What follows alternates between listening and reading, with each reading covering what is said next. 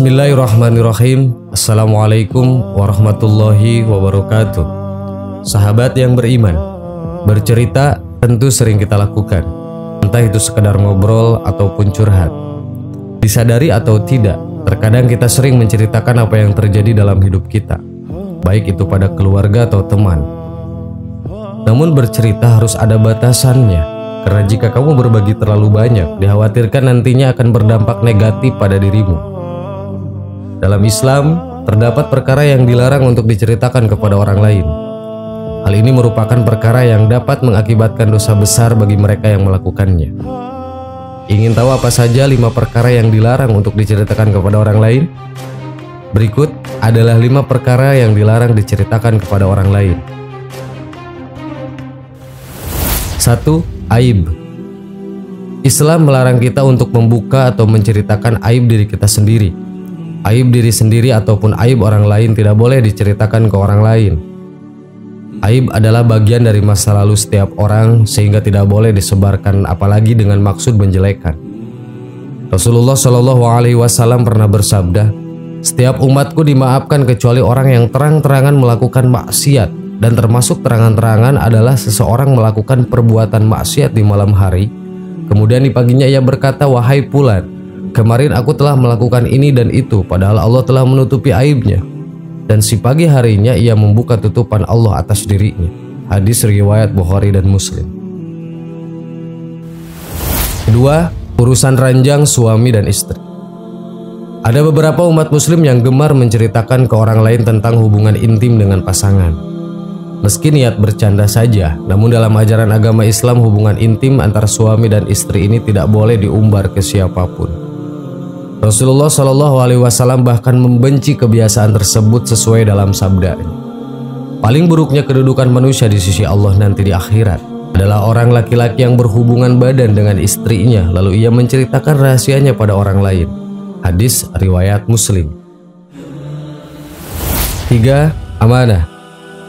Rasulullah pernah bersabda tentang amanah yang diriwayatkan oleh Imam Ahmad. Tidak ada iman yang sempurna bagi orang yang tidak memiliki sifat amanah, tidak ada agama yang sempurna bagi orang yang tidak menepati janji. Jika dilihat dari sisi akidah dan syariat agama, amanah adalah segala sesuatu yang harus dipertanggungjawabkan dan berkaitan dengan orang lain atau pihak lain.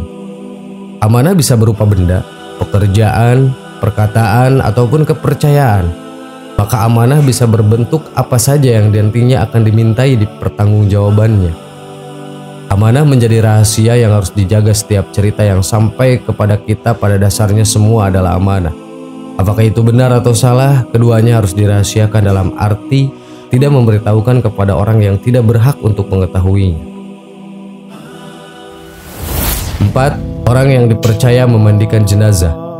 Orang yang melihat kekurangan pada mayat itu ada 2 macam, yaitu yang berkaitan dengan kondisinya dan yang berkaitan dengan tubuhnya. Misalnya jika ia melihat perubahan wajah yang menghitam dan menjadi jelek pada mayat, maka ia tidak boleh menceritakan kepada orang lain.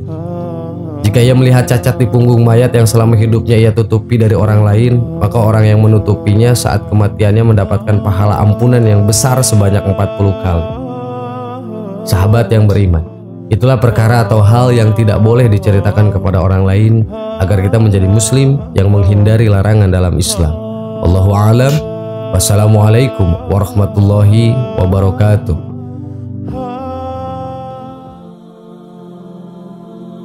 Bismillahirrahmanirrahim. Assalamualaikum warahmatullahi wabarakatuh. Sahabat yang beriman, ramalan Nabi Muhammad tentang Dajjal adalah bukti yang mengagumkan tentang kehebatan ru'yah beliau mengenai peristiwa yang akan terjadi di kemudian hari atau akhir zaman. Dalam hadis diterangkan bahwa Dajjal akan muncul di akhir zaman diikuti oleh kaum Yahudi. Meski tidak disebut dalam Al-Quran, Allah memberi petunjuk tentang identitas Dajjal atau Al-Masihid Dajjal dan pengikutnya sebagaimana firman-Nya.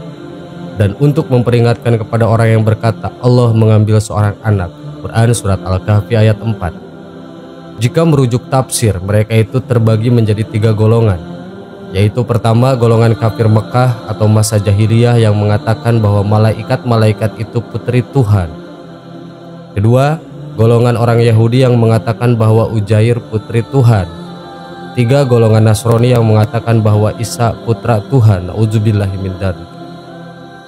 Adapun kebencian orang-orang Yahudi terhadap Isa bin Maryam, Nabi Isa alaihissalam, Al-Quran menguraikan begitu jelas hingga menyebut-nyebut surah tulisan kaum Yahudi menodai kesucian Maryam, ibu Nabi Isa.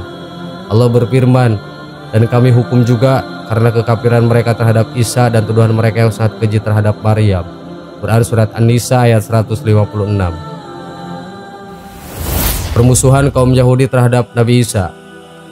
Dalam Dajjal dan Ya'juj wa Ma'juj karya Luqman Abu Bakar dijelaskan sikap permusuhan kaum Yahudi terhadap Nabi Isa. Sikap permusuhan yang abadi ini diuraikan dalam Al-Quran. Maka kami timbulkan permusuhan dan kebencian di antara mereka hingga hari kiamat, dan kelak Allah memberitakan kepada mereka apa yang telah mereka kerjakan. Quran surat Al-Maidah ayat 14. Kaum Yahudi mengalami bermacam-macam penindasan, baik di zaman Nabi maupun sebelum beliau. Dan penindasan ini berlangsung terus sampai lama sesudah beliau. Bahkan dapat dikatakan sampai muncul Dajjal, kaum Yahudi tetap mengalami penindasan oleh kaum Nasrani. Namun demikian Nabi meramalkan sebagai berikut. Dajjal akan diikuti oleh 70.000 orang Yahudi Isfahan yang mengenakan selendang syal Persia. Hadis riwayat Muslim. Kebanyakan orang yang mengikuti Dajjal ialah kaum Yahudi. Dajjal atau Mesias palsu adalah musuh Allah yang akan muncul disertai pengikut dan bala tentara yang terdiri dari kaum Yahudi. Perlu diingat bahwa dalam hadis tidak ada yang menerangkan bahwa Dajjal adalah orang Yahudi, namun hadis menerangkan bahwa Dajjal identik dengan kaum kafir. Selain itu, Al-Quran menerangkan bahwa kaum Nasrani selalu lebih unggul daripada kaum Yahudi, dan mereka orang-orang kafir membuat tipu daya, maka Allah pun membalas tipu daya, dan Allah sebaik-baiknya pembalas tipu daya. Quran surat Ali Imran ayat 54. Ayat ini bermakna orang-orang mengingkari Nabi Isa dan ajarannya tidak tinggal diam. Mereka membuat tipu daya secara rahasia untuk menghalangi dakwah Nabi Isa. Akan tetapi Allah tidak diam. Dia membalas tipu daya mereka itu sehingga gagal dalam melaksanakan tipu dayanya.